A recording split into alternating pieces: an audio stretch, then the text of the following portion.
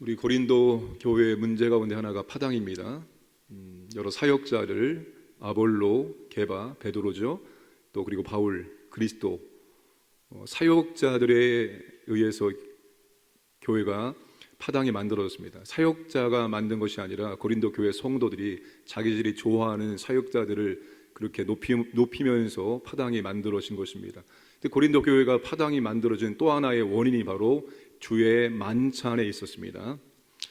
여러분, 당시 고린도 교회는 고린도 교회가 그냥 하나가 있었던 것이 아닙니다. 바울이 고린도 교회에 편지를 보낼 때 고린도에 있는 교회라고 말합니다. 그리고 처음에 이 고린도 교회 문제를 누구를 통해서 듣게 되는가 하면 글로의 지편에 내가 너희들의 문제를 들었다고 말합니다. 그러니까 고린도 교회는 고린도 교회에 딱 하나 있는 것이 아니라 아마 가정을 중심으로 교회들이 있었을 것입니다.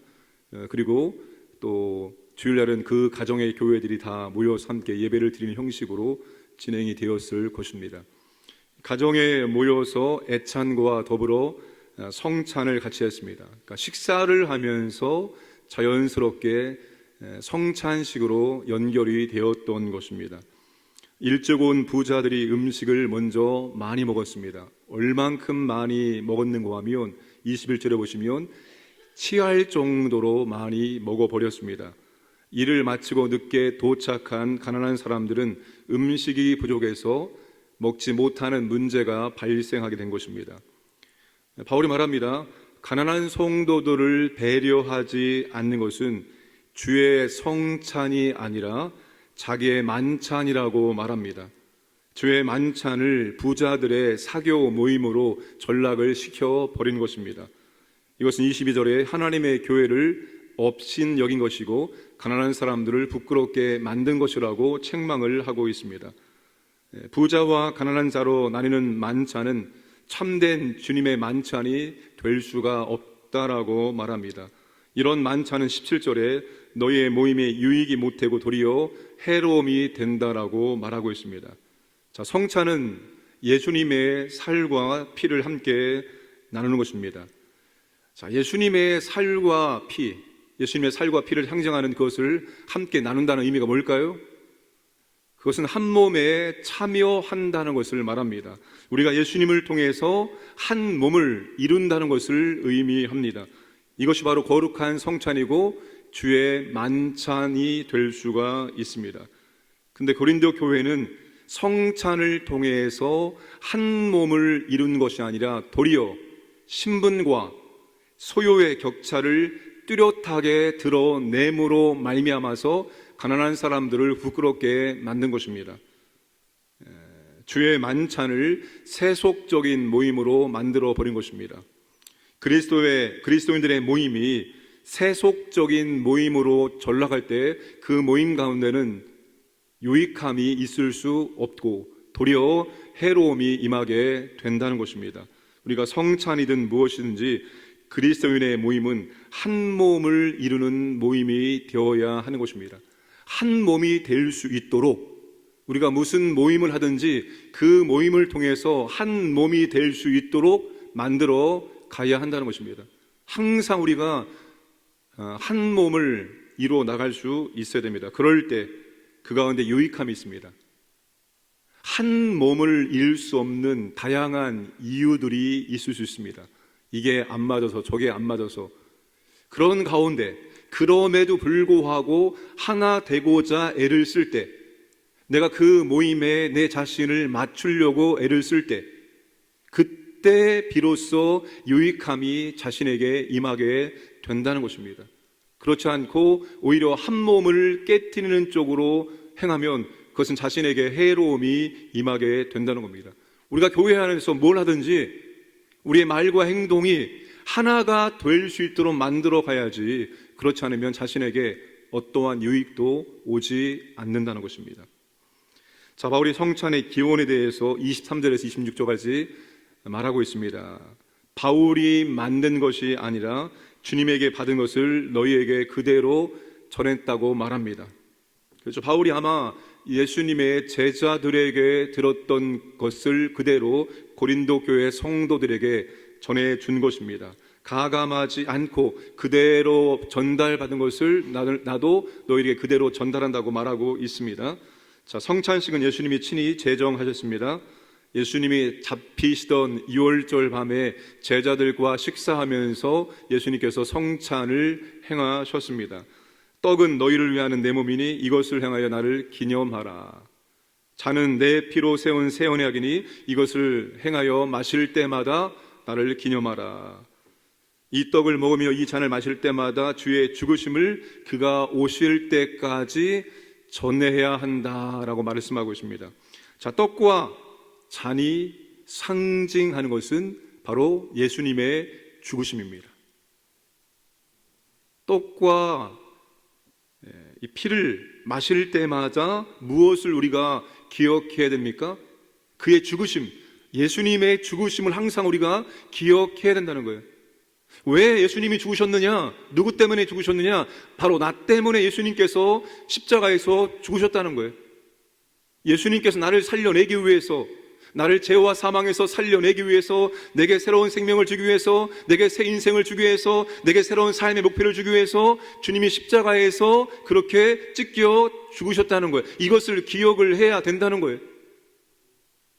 여러분, 우리가 성찬하면서 주님의 죽으심을 기억하지 못하면 우리는 주님이 원하시는 성찬에 참여하지 못하는 것입니다. 성찬에 참여하면서 주님이 왜 죽으셨느냐? 그 주님의 죽으심이 나의 죄로 말미암아서 죽으셨구나. 죄와 사망 권세에 나를 자유케 하고 내게 새 생명을, 새 은혜를, 새로운 삶을 살게 하기 위해서 주님이 십자가에서 죽으셨구나. 그것을 깨닫고 기억하고 감사해야 됩니다. 그런데 감사에 그치는 것은 절반을 기억하는 것입니다. 우리가 성찬을 통해서 주님이 나 때문에 죽으셨다는 것을 기억하고 감사하고 그 다음에 거기에서 어디까지 이제는 나아가야 됩니까?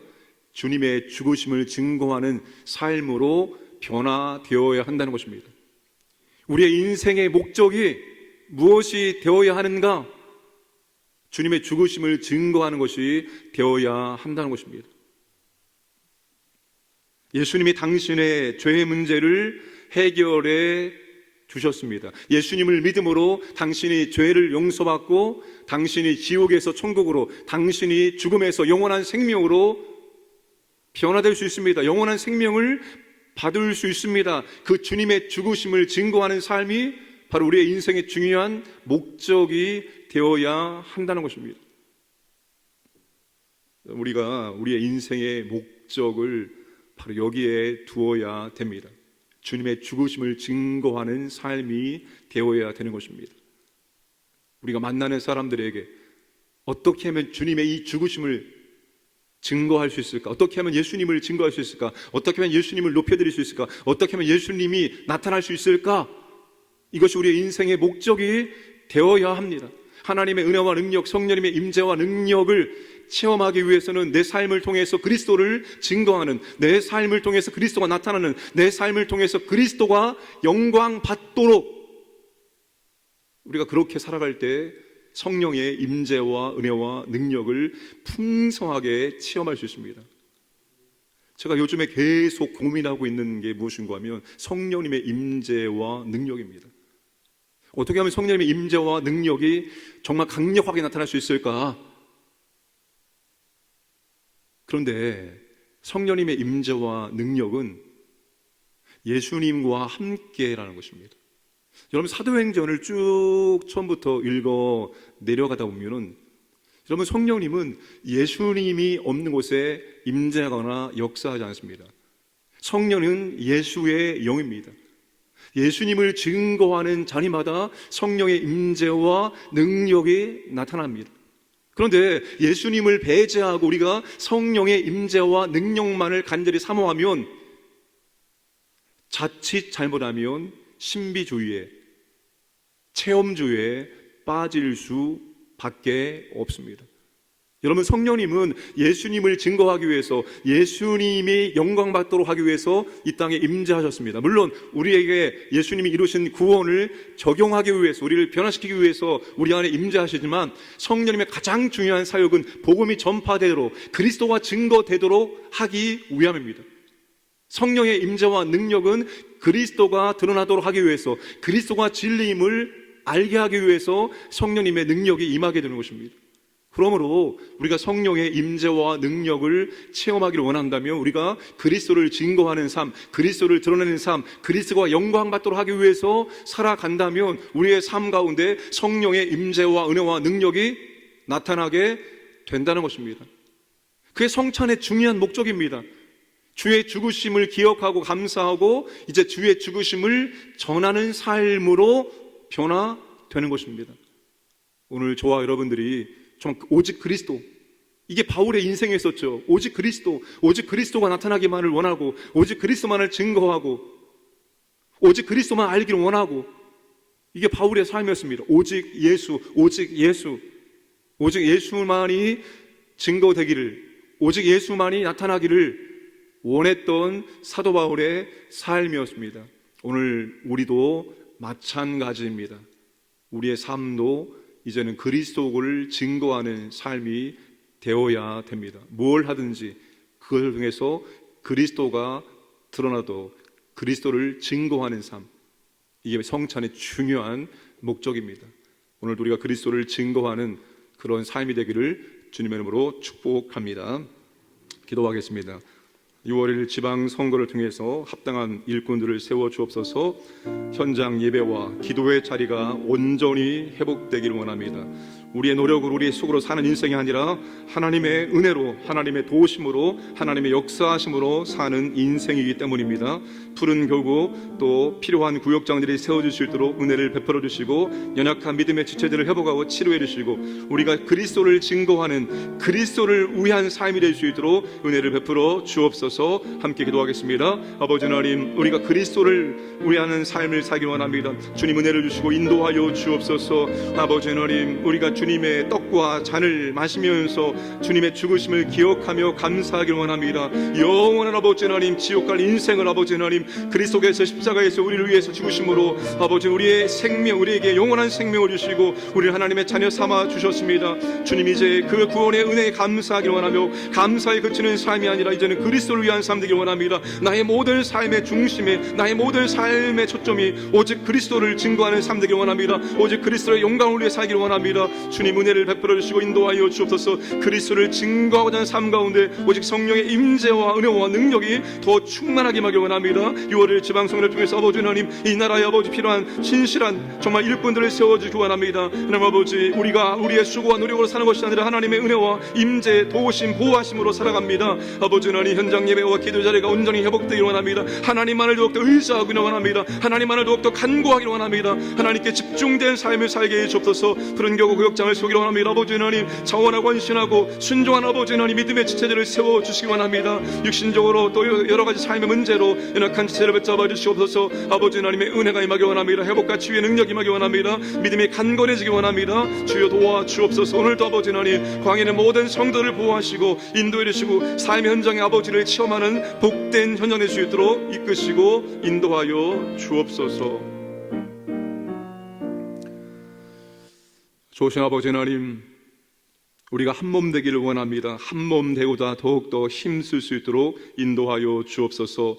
주의 만찬을 생각할 때마다, 성찬을 행할 때마다 아버지 하나님, 주의 죽으심을 기억하며 우리를 구원해 주신 주님의 은혜에 감사하기를 원합니다. 그러나 감사에 그치는 삶이 아니라 이제는 아버지 하나님, 그리스도 중심의 삶, 이제는 그리스도를 증거하는 삶이 될 수 있도록 은혜를 베풀어 주옵소서. 미약한 우리의 삶을 통해서 내자하시는 그리스도가 더욱더 영광받기를 원하고 그리스도가 드러나기를 원합니다. 주여, 이 일을 위해서 성령의 임재와 은혜와 능력이 우리의 삶 가운데 임할 수 있도록 역사하여 주시옵소서. 하나님 아버지, 오늘 또 우리의 삶 현장이 하나님 아버지의 존재와 성품과 능력을 체험하고 하나님께 감사와 찬송을 올려드릴 수 있도록 은혜를 베풀어 주옵소서. 몸된 교회 모든 사역 가운데 함께해 주시고 믿음의 지체들, 특별히 연약한 지체들을 붙잡아 주시고 주의 은혜 가운데 회복되어지고 또 주님 믿음으로 살아갈 수 있도록 인도하여 주옵소서. 오늘도 광인의 모든 가족들을 보호하시고 인도하여 주시옵소서. 감사드리며 예수님의 이름으로 기도드리옵나이다.